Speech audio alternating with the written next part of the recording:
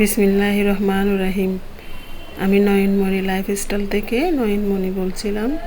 আসসালামু আলাইকুম, সবাইকে ঈদ মুবারক। আমি ঈদের পরে আর কোনো ভিডিও দিই নাই, সময় ব্যস্ততার কারণে। আজ প্রথম দিচ্ছি ঈদের পরে।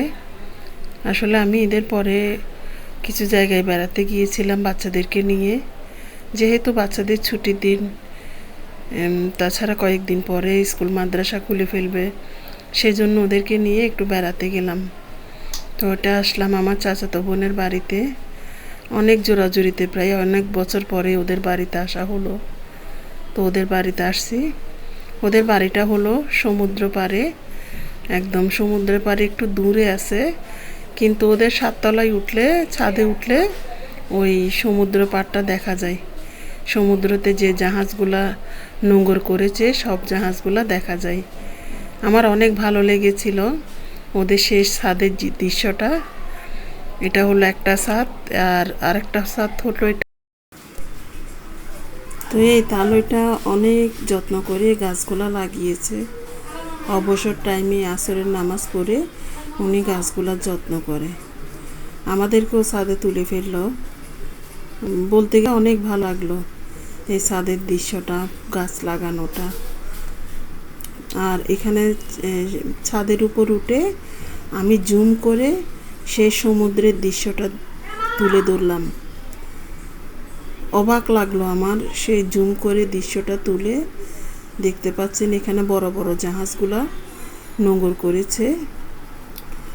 তেমন একটা কাছে না সমুদ্র থেকে ওদের বাসাটা, তবুও ওদের সাততলা ছাদের উপর এই দৃশ্যটা আমার অসম্ভব সুন্দর লাগছিল, মানে চোখে পড়ার মতো। কয়েকদিন আগে যে ঘূর্ণিঝড়টা গিয়েছিল, সেই ঘূর্ণিঝড়ের প্রভাবে সেই সমুদ্রের পানিটা অনেক উপরে উঠে গিয়েছিল। আমার চাচাতো বোন বলতেছিল অনেক উপরে উঠে গিয়েছিল।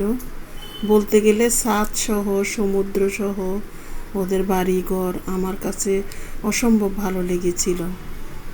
প্রায় 10-12 বছর পরে ওদের বাড়িতে যাওয়া। ফোনে যোগাযোগ হতো, কিন্তু যাওয়া হয় না। এবার সুযোগ পেলাম বিদায়, বাচ্চাদের স্কুল বন্ধ, তাছাড়া তেমন কোনো কিছুর একটা চাপও নাই। তো ভাবলাম যে গিয়ে ওদের বাসা থেকে বেরিয়ে আসি কয়েকদিন। বাচ্চারা বিকেল হলে ছাদে খেলা করে বা রাতের বেলায় উঠে সময় কাটানোর জন্য। সেজন্য আপনাদেরকে আমি এটা তুলে ধরলাম।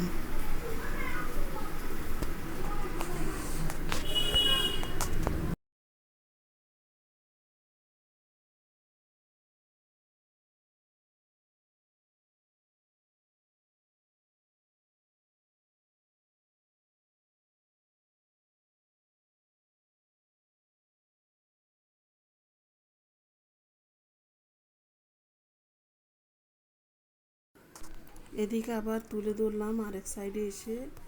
ওখানে ওদিকে যে লাল জাহাজটা ছিল, এদিকে সে লাল জাহাজটা নাই। এদিকে হলো যে সে সাদা জাহাজটা। আমি সেটাও জুম করে তুলে নিলাম।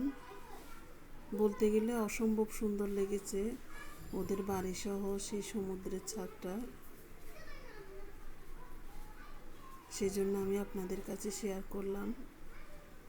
তো দেখতে থাকুন কীরকম লাগে।